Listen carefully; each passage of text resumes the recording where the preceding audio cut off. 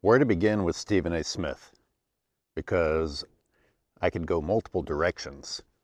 Let's start with not even knowing if he means what he's saying, because he's an engagement farmer, as they call it now. He just wants a reaction. And from there, we could talk about the problem with that being a successful system, that we have a population of people that are ready to keep buying into it, which is why myself and others debate whether to even respond to these sorts of things. The reason I'm choosing to respond to it is, even if you want to say that it's harmless or it's just for engagement, or if it's entertainment, like they're lumping everything into the excuse of, well, it's just entertainment. It's not innocent, because there's a very large population of very easily influenced people. I mean, look how easy it was to fool people into thinking that LeBron James is one of the all-time greats, much less the GOAT. Just keep saying things and people's thinking will shift in that direction. It's sad, but it's true. And I know I get pretty hard on the human race, but start acting better if you want more respect. I mean, you really don't act like you're very smart a lot of the time. But also, when I hear Stephen A. Smith say things like this, I think about the Ric Bucher quote that declarations are actually confessions. When Stephen A. Smith sits there and says, "I'm a brother," I mean, why do you need to say that? Unless somewhere inside you don't really feel like you are. Stephen A. Smith's behavior makes me think of someone who is disingenuous and has been living a fake life, but he's hearing whispers that people are realizing that he's fake, and therefore he tries to overcompensate by doing something like this to try and appeal to another direction. But after he appeals to that direction, he goes back the other direction. Stephen A. Smith stands for nothing. He means nothing. I don't think he should be accepted by the white community or the black community. One second he pretends to criticize the White House, and the next he's kissing the White House's ass. He's pretending to criticize LeBron James, and then he spends most of the time kissing LeBron's ass. You don't know which side of the spectrum Stephen A. Smith is on, and he seems to like to keep it there. And that only works if the population allows him to keep doing it. And shame on ESPN, shame on anyone who puts him on TV. And it's a sad reflection of society. We can't escape it in sports. Some people want to believe that we can escape it in sports. We can't. And people like Stephen A. Smith are a big reason that we can't. I said that people are easily influenced. And a big aspect of that is planting ideas in their heads. Like just encouraging people to think about things that they shouldn't be thinking about. Like, there's a really good chance that humans would naturally behave better if you didn't have dipshits like this putting stupid thoughts in their heads. The more I watch old NBA games, the more I realize that there were international players a long time ago, and there were good white and black players a long time ago. And it's just been somewhat recently that the talking heads on television have encouraged you to make a big deal out of it. Oh my God, more international players. Oh my God, are international players better than our players? Oh shit, look how many of them are from Europe. That means a bunch of them are white. Should we be upset about that? Similar, but not quite the same. I'm still seeing talking heads debate who the new face of the league is. Who cares, man? This was not a discussion that people were worried about. There were the people that you liked, and there were the people that you weren't, and it was up to you to make your own decision. Now, what Stephen A. Smith did is particularly stupid, because it's not even as much about the players being white as it is those particular players being white, because he wouldn't be talking all brave like this if it was Jokic instead of Walker Kessler, whom most of us know very little about. That's not brave, Stephen A. Smith. Like, even though Austin Reeves crawled his way up out of obscurity, and we still don't know whether to take him seriously or how much of his success came from getting the friendly whistle. Even Austin Reeves and Luka Doncic paired with Jokic, Stephen A. Smith would not be spouting off like this. Add Cooper Flagg to that mix. I'm not going to go down the list of every white player that people could argue are pretty darn good. Instead, let's look at how easy it would be for me to do what Stephen A. Smith did and point out 3 black players as the focus of a franchise that aren't getting anywhere. I mean, it's so stupid and lazy, Stephen A. Smith. Any franchise that isn't going anywhere, but their 3 primary stars are black, do we get to have the same criticism? And what does going anywhere even mean? Because people like Stephen A. Smith constantly redefine what success is. LeBron James's time in LA was an unmitigated failure, and yet they call it a success. So if the Lakers do better next year, meaning they don't get embarrassed in the second round with a sweep, then what? Then what are you going to have to say? Oh, no, the only thing acceptable was the NBA Finals. So you're moving the goalpost. You see, while Stephen A. Smith generated reactions by making it sound like it was about being white, it's really just about not being the right players. Those aren't the right white players, or they could be. I mean, we don't know what's going to happen. But his argument goes out the window if you put together a different crew and you happen to try and make an all-white crew. Well, you can come up with a better white crew than that white crew.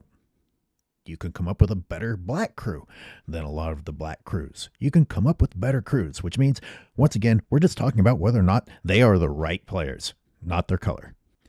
And speaking of right players, LeBron James was not the right player because the Luka Doncic Austin Reeves pairing was more successful than the LeBron James Luka Doncic pairing, more successful than the LeBron James Austin Reeves pairing. I would have taken Jake LaRavia, Austin Reeves, and Luka Doncic over LeBron James being in that mix anywhere. But if we were to use the wisdom of Stephen A. Smith, at least now we know who to blame for the Celtics being disappointing in the playoffs. Or maybe it was this guy for having the wrong last name. Look, I don't like the fake morality of society and people declaring that they're offended or pretending to be offended or getting some sort of acknowledgement for being offended. Oh, look at me, I'm offended. Virtue signaling. It means I'm virtuous because I decided to be offended by something. Now, what we really need to be upset about is networks like ESPN being allowed to do things like this, because it is a bad influence. It is a bad example. If Stephen A. Smith planted the race card the other direction, any direction, it's a bad example to set. And he doesn't get punished for it, like Kendrick Perkins didn't get punished for it. In fact, they seem like they get rewarded for doing these things. Let's go back to the easily influenced part, because a lot of people don't know their heads from their own asses. And a lot of these people are sitting around angry, don't know what to do with themselves, whether they're white or black. And let's say you fall into the white category and just waiting for something to trigger you. Just something to pile on to the list of reasons that you're getting angry and angrier.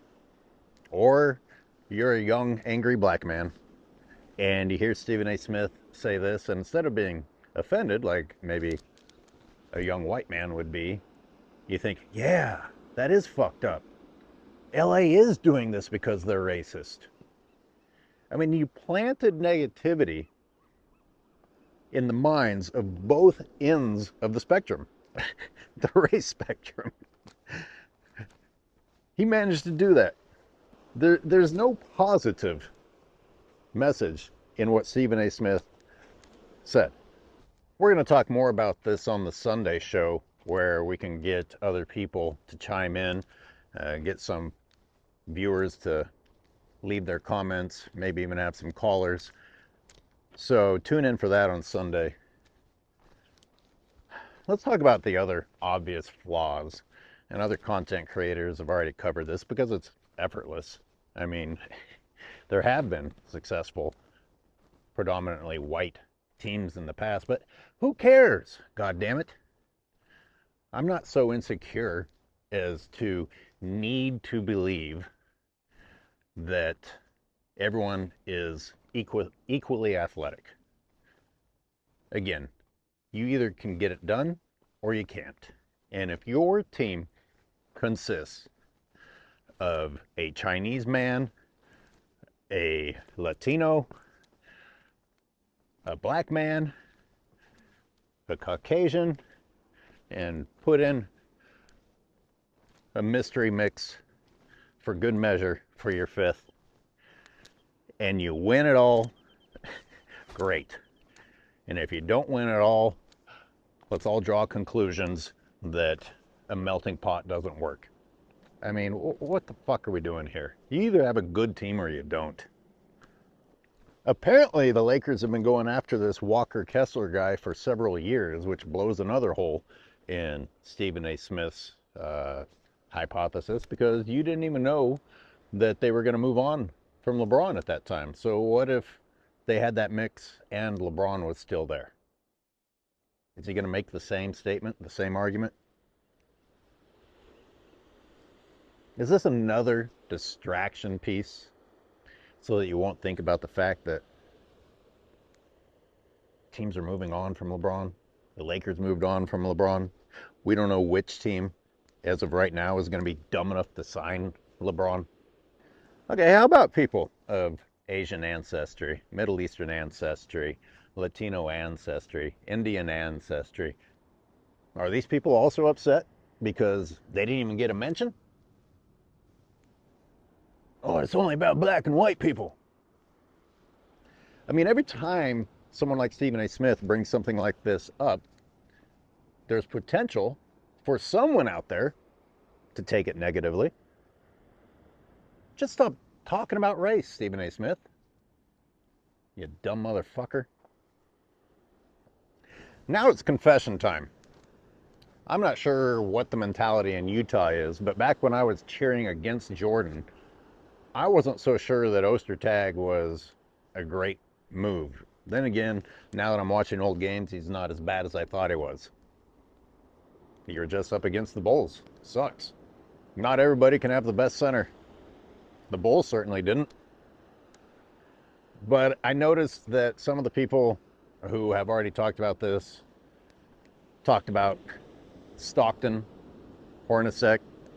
Nobody mentioned Ostertag. And no matter how you feel about Ostertag, the reality is that the Jazz had 3, not 2. They had 3. You just completely forgot about Ostertag. And as far as I'm concerned, Malone is a token white guy. Like he's a little too comfortable with that lifestyle out there in Utah.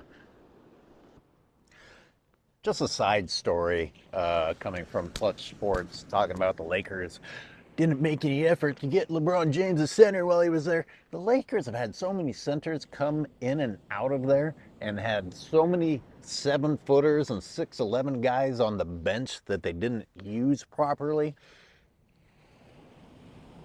Do you not remember them trying to get rid of Dalton Connect for Williams, and it just didn't work out? Poor DeAndre Ayton should have never gone there. We all knew Ayton shouldn't go there.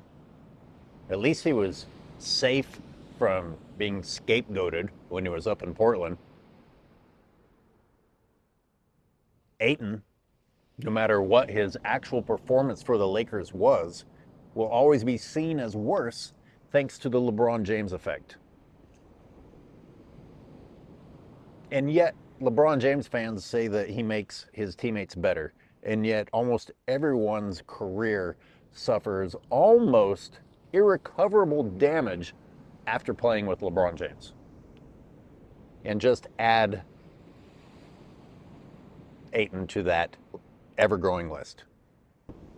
I hate to keep talking about Jackson Hayes because I don't like Jackson Hayes, but Jackson Hayes looked really good when he was with the Pelicans. Jackson Hayes does pretty good things when he's on the floor. Everybody acts like he's not even there. Jackson Hayes actually was part of that big run that the Lakers had when LeBron James was on the bench. They have all these extra 7-footers, and all the Lakers can do is complain. How many different directions can I make fun of Stephen A. Smith's stupidity? You know the real reason that the Philadelphia 76ers were swept by the New York Knicks? Because Podcast P, Joel Embiid, and Maxey are black. Or, let me put another twist on it. Because Podcast P isn't dark enough. It's kind of hilarious for LeBron James's camp to declare any form of white favoritism or racism, or Stephen A. Smith and his camp. Because if anyone has shown white favoritism, it's LeBron James and Stephen A. Smith. If anyone as a player has been known to not stand up for his own ethnicity and buddy up to white people, it's LeBron James. If anyone has been known to lay off of white public figures while going after black public figures, it's Stephen A. Smith. Stephen A. Smith is just making a desperate swing to fool dumb people into thinking he's on the side of black people. And the big problem there is that it indicates that there is a side to take. And I caught myself being guilty right there because I mentioned sides. There shouldn't be sides. We should be striving for there not to be sides. And I'm not saying there aren't problems. I'm not saying racism doesn't exist. And I'm not saying it won't continue to exist, but we're certainly not making progress with dipshits like Stephen A. Smith getting a camera and a microphone. We want to keep talking white and black. You know what was an interesting matchup in the playoffs? Was Alex Caruso versus LeBron James. Because Alex Caruso's performances made LeBron James look like he didn't know how to play basketball. And Alex Caruso's performances have already been forgotten about. And instead, the LeBron James media machine is getting you weak-minded fools to think, well, he's playing at such a high level. Any team is an instant contender with LeBron James, despite the fact that we just watched him fail and fail and fail and fail and get outplayed and get outplayed and get outplayed. And one of the many people that outplayed LeBron James was Alex Caruso. One of the people who dunked on LeBron James's head multiple times in the last minute of a sweep was Chet Holmgren. One of the people who swatted LeBron James's shit out of the building was Hartenstein. LeBron James's black ass was the problem. And it's not because he was black. It's because he's fucking shitty. Rui Hachimura's black ass had a 4-point play against Holmgren's white ass, keeping the Lakers in the game. Marcus Smart's black ass had a 3-point miracle play against both Holmgren and Hartenstein. It was LeBron's black ass who couldn't shoot over the shorter Caruso. LeBron was the fucking problem. And again, it's not because he was black. And Holmgren didn't get shot over because he's white. Rui didn't make it because he's black. And he didn't make it because he's half black and half Japanese. Jesus fucking Christ, people, stop worrying about race. They can either play or they can't. And LeBron can't. You know what the problem with the 2021-2022 Lakers was? It wasn't the age. It was that there were too many black guys. Dwight Howard, LeBron James, Anthony Davis, Carmelo Anthony, Trevor Ariza. Hang on. I just thought about something. How is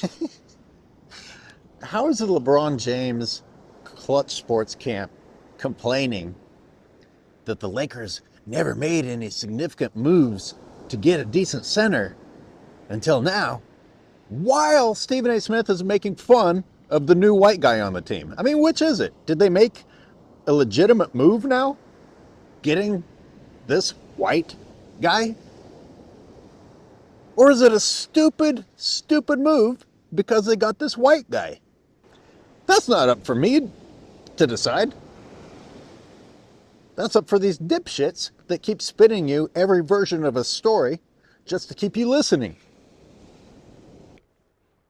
Well, at the end of my morning hike, I listened to Sports and Fitness Rants, and he added on that Stephen A. Smith is now saying that LeBron James chose to leave because of the whiteness of the Lakers franchise. Well, at least now we have some sort of clarity as to Stephen A. Smith's motivation, and that's sucking LeBron's dick and making excuses for LeBron James. He's just using race this time. Again, off the top of my head, probably the two most white-friendly black people I can think of in the sports world are LeBron James and Stephen A. Smith. So nice try, Stephen A. Nice try, LeBron. Nice try, Rich Paul. We're going to talk about it more on Sunday.